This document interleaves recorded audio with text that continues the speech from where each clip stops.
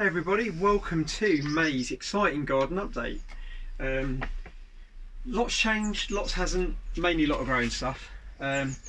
So just here we've actually just moved the rabbit cage around the back of the house so you can get more sun.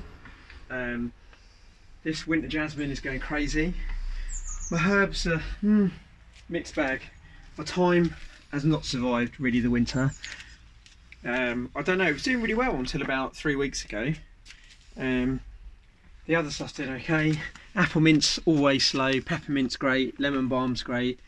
My garden mint, all the roots were eaten by vine weevils, so I've got some little cuttings for some other mint inside and hopefully be able to pot those up soon. My pineapple mint here, just affecting my making of mojitos. The blackcurrant sage is just flowering here. Got all our pots here. I'm not sure if they were here last time, but yeah, things are really coming up. The Angelica got its flower head on it. This is a biennial, so it flowers. You plant it the first year and it flowers in the second and then dies. So you've got a lot of good flowers through here. Sweet rocket, got sage, pineapple sage in the middle. Got sweet peas on this obelisk. I'm not sure if we'd got the obelisk in last time. Mini fuchsias up here, that's just starting to flower. This is very tender, but we put it on the patio down the bottom each year, and it usually overwinters pretty well. Got little berries coming on the blueberry here. Got lots of stuff in the greenhouse. There's the rabbit cage. So in here we've got chard and beetroot, which is going to go out soon. It's just hardening off, but this week's been pretty cold, so there's a frost danger. We've got lots of perennials growing on, so they'll go out and fill a lot of the holes soon. And we've got all our courgettes in the bottom. They'll be planted out soon as well, but just this week, again, they're hardening off. A bit wary about frosts. Yeah, some of those perennials will be going in here. See, we've got stuff flowering in here, like a lot of the little alpines sort of down the side there. I've got my alliums up that are in here, as you can see. And they're a bulb. With bulbs, like we have sort of a succession of bulbs that come up. So January time is probably snowdrops. Then you have crocus come up through February. Towards the end of February, daffodils. Then sort of when the daffodils finishing, the tulips are just getting going, and the tulips are running through into May. And then in May the alliums are coming up.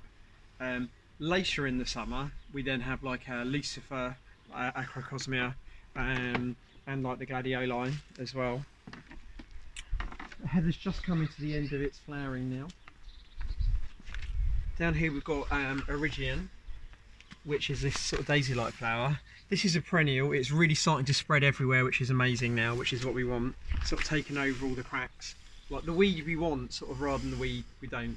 And a weed is really just a plant that's growing somewhere that you don't want it to. This can be quite tender. It usually dies back in the winter, but it hasn't because it was such a mild winter. So it's doing super well already. Here we've got some flowers on the whatever it is. Wogelia. Yeah, it's looking beautiful. Lovely shrub. Down here you can see the sweet rocket has gone absolutely insane this year, like proper cottage gardening where it's just spread by seed. It's a biennial, so it's self-seeded last year and it's done this year. This is our old cold frame. Because of lockdown we haven't been able to get out and get a new run for the rabbit. We needed a new one, so we've improvised. The old cold frame had fallen apart. Obviously got a pallet, and then there's the bunny in there. I mean, we just call him Bunny, but his name's technically Marvis. Yeah. Moving on. Again, through here, lots of these little sort of alpines that we've got to spread and cover ground. We'll have to do some work in here. The orange flowers, the geums, the broom's not doing very well for flowering this year, but we did cut it back quite hard. And also, talking of cutting back hard, you can see here, we've cut back, we really needed to bring this hedge back. It had come forward about 2.5 foot further than we really wanted it. Given a hard cut. With one of these privet hedges, probably do one face hard back a year, and you could probably, with a hedge this mature, we could probably go all the sides right back just to the stumps. It's so vigorous and so strong, but it's best to be safe rather than sorry. So we did all the top last year and all round, and this year out here we've just done this side. The other sides are okay. Out the front it's a different case, and we've taken all of the sides back. You'll see that on the bonus garden video next week. Here we go. We're also rebuilding this corner a bit there. Yeah, and down here now we've got a lot more planting room, and some of those perennials that are quite tall that are in the greenhouse, they'll eventually come down the back, give real height in here. But still, well, the geraniums are flowering. We took out this wild rose last year, but it's still coming back. Grasses are looking good. Lavateria's coming up the back, and Oscius cherry blossoms now finished, but it was magnificent. And here you go, here's some of the tulips. They're just starting to get to the end of their life now, but they've been amazing.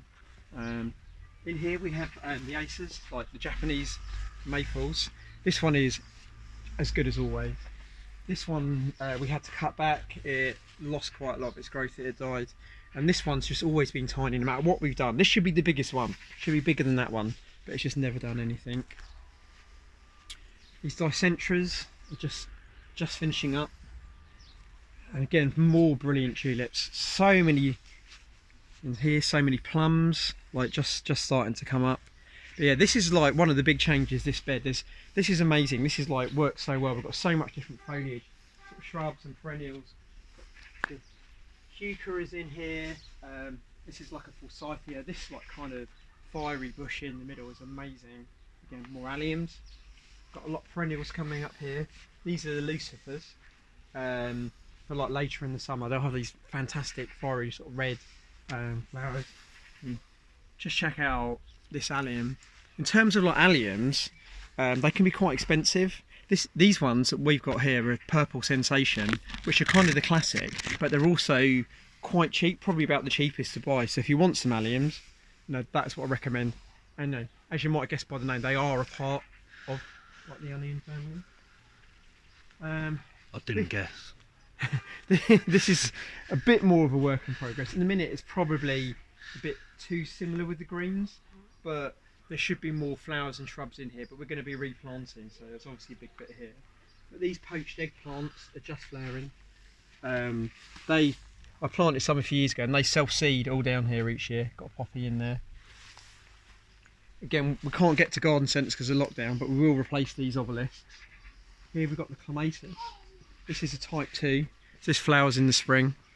Type 1 is this sort, which is winter flowering, and the type 3, I think this is the right way around, it's the summer one. We've got a summer one here, and they all need very different sorts of pruning. The summer flowering ones, which are the ones in there, you cut them, that'll be flowering sort of July time. You cut those back in the spring to the ground. If you were to do that like with this one, the spring flowering, that wouldn't do it any favours. So I can never remember which one's which though. Yeah, so this is a lot more grown up than it was last time all round here. This sort of kind of hedgy plant, it's sort of like a box alternative, has gone absolutely crazy and it's looking pretty good. Same as the geranium in the back corner. Here, this has come up again so much since last time. We'd cut back all these ferns and they're now almost going over with their sort of this year's growth. Roses looking good at the back. We'll probably get the flower heads are formed. Same on the clematis that we've got at the back. The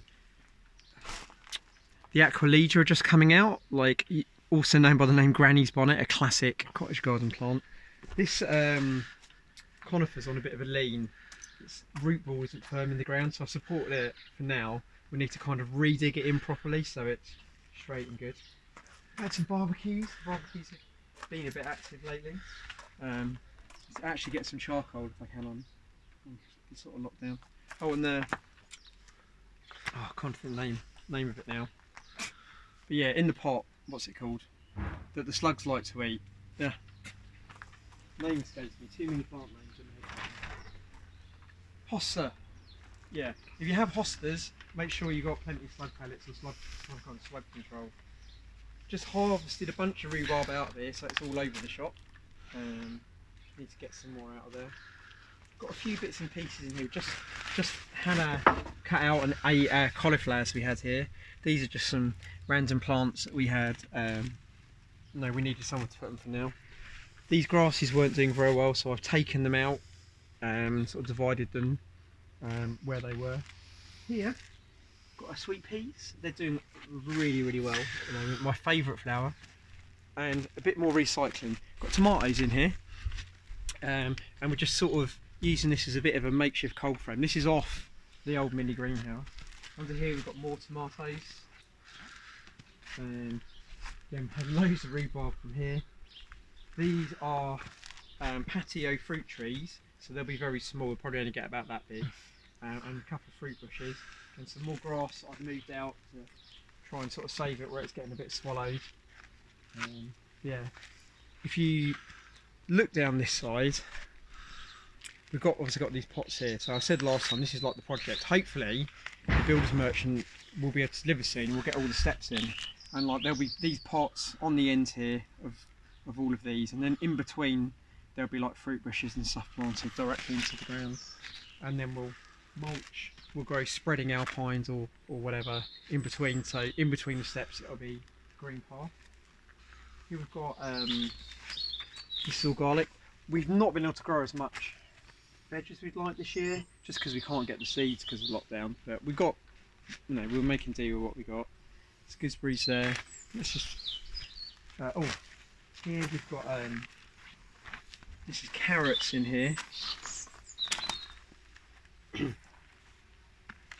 We always try to plant the carrots direct, because carrot fly is such a problem, and it's when you move them that helps to release like the sort of smell or whatever it is that attracts the carrot fly. So it's generally best to do those. And if you pop down here, hello Scramble.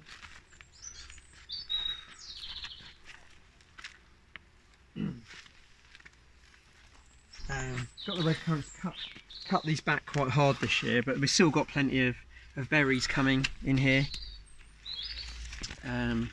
Gooseberries are here again. They're starting to sort of get their fruit somewhere. The little fruits going. Anyway, they're in there somewhere. Strawberries, they're just starting to flower, and it won't be that long from then till we get strawberries coming. And we've got the black currants here, but these, I've got 4 black currants in. They've never done very well. Generally, like black currants, I'd expect to like fruit a lot more than red currants. The red currants always way out, you know, perform them. So I'm probably going to take these out this year, like pot them on, cut them right back, and then get some new plants going there. There we go.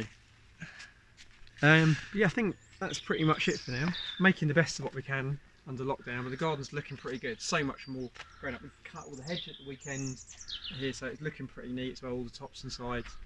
And I shall do next week a front garden update, and we'll have a look at that. So I just feel lucky to have a garden right now, and I know a lot of you might not have, and hopefully sharing this with you, you know, might put a little smile on your face even if you're locked up and don't have somewhere yourself to go. Wish I could share it all with you. Stay safe, stay well, I love you, and see you next month. Bye bye.